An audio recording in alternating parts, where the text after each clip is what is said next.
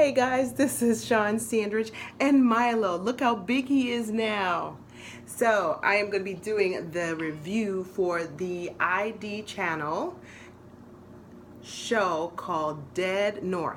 Okay, say hi Milo. Look how big he's gotten. Look how big he is. Oh, look at this. He's so big. Anyway, try not to bark. All right. So I'm doing the review on Dead North, and I talked about this show. I talked about this show briefly because it was a case that has Indiana ties in the county that I live in, and the sentencing just happened about 2 weeks ago. So I thought, ooh, this is good. I'm going to watch the show, and it'll give me something to review. So the episode surrounds Chief Laura Frizzo. She's chief of police of the Upper Peninsula of Michigan, and it's called Iron River. Now, this area is, I guess, the western part of Michigan. They're right on the Canadian border. It's a place where people go to reinvent themselves. People kind of run away from things, and it is a very cold place. So there's a young man that goes missing. He's 53 years old. His name is Chris Regan. His ex-girlfriend comes in, very hysterical. She hasn't heard from him in 2 weeks. This takes place, I believe, October 27th. The last time she spoke to him was October 14th. And things are not right. Even though her and Chris are no longer together, they ended amicably. He no longer wants to stay in Michigan. He's actually relocating to North Carolina. He actually is going to be relocated to North Carolina with his son, and he was excited about it. So he was supposed to go for a drug test, and that was the last thing he was going to do. But she hasn't heard from him. She's like, there's something wrong. They go back to the apartment where her parents are the landlord to, and they go into his apartment. Now, this is a guy who's pretty orderly. He's a military man. He likes things orderly. He's a meticulous guy. Even though he's packing, things aren't looking right. Some of his paperwork that he's supposed to be turning into his new job it's not finished, and so she's like, there's something wrong. They find his car. His car has been at a park and ride, and he was very particular about his car. He wouldn't have left his car there. They go in the car. He had a knee brace, and he wouldn't have not had his knee brace, and they were worried that they were going to find him in the trunk, but he's not there. So of course, they're going to ask the girlfriend if she had anything to do with it, and Chief Rizzo never felt that the ex-girlfriend had any part of it. Now, I will say this. Chief Rizzo is the lead investigator. She's a beautiful woman. She's a smart woman, and she's an intuitive woman. And she is a woman in an old boy's industry, which is law enforcement. So she has a lot of hurdles to get over, which you'll see as the story unfolds. But she's a very intuitive woman, and she goes with her gut, and she bumps heads with the Michigan State Police. Time's going on, and so they said, well, let's see what else we can find out about him. And so come to find out that he was having an affair with a woman, Kelly Cochran, at his job. He's a private guy, and evidently Kelly gets around, because not only was she married and having an affair with Chris, but she was also having an affair with another gentleman who was, I believe, one of Chris's workers, named Eric. They call Eric in, and Eric gives them some information, And you know, he's a military vet, and he's moved back home. He doesn't know anybody. She's very outgoing. Everyone has said that Kelly is someone who was a good employee and was someone who would mow the elderly neighbor's lawn for them. So no one had Kelly on the radar. But what they do is they go to Kelly Cochran's house. The husband, Jason, opens the door.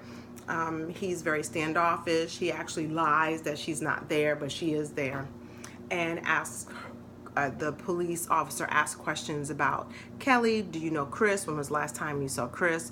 She, by all accounts, was the last person to see him. She says she saw him on the 14th. She did admit in front of her husband that she was having an affair with him, and that the husband was okay with it. It comes to find out that he suffers from depression, and he had cancer.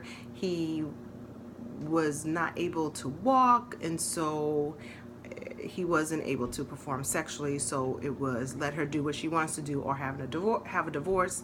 And so he acquiesced for her to do what she wanted to do. Now, there were conflicting stories between the husband and wife. Even though she says she was open and he was okay with it, the truth is that he wasn't. And whether her husband is performing or not, he doesn't want to hear that his wife is having sexual relations with not only one but two people. So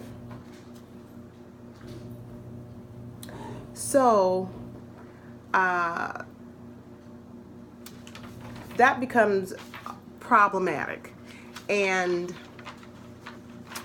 they asked for the timeline. She says that they hooked up during the summer, and she even said that, you know, first she says that I haven't spoken to him since the 14th, and I'm kind of, you know, a little upset that he didn't say goodbye to me. It went from that story to he was supposed to whisk her away, and she was going to leave her husband and go to North Carolina with him.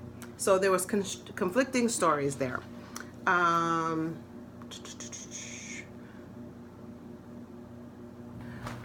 They ask her, do you know anything about Chris, where he's at? She says no. So they call the husband in, and the husband says, I don't know anything about Chris. Yeah, I mean, I never seen him, but I know the name.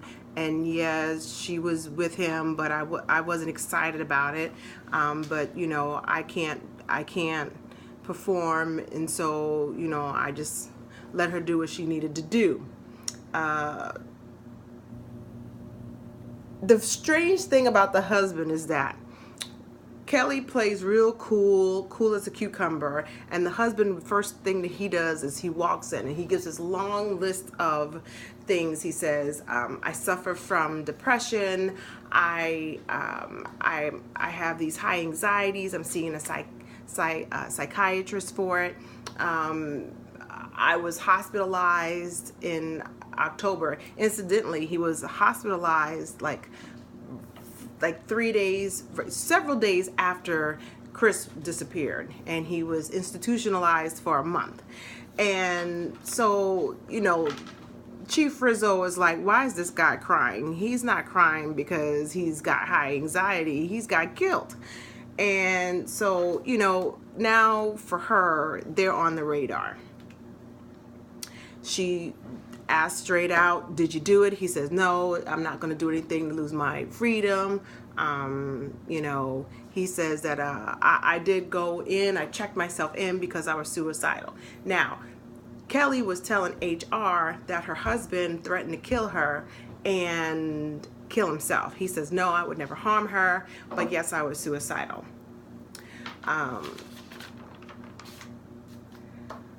So, I'm so sorry, I'm sleepy because it's late and I got to go to bed before picking up my sister.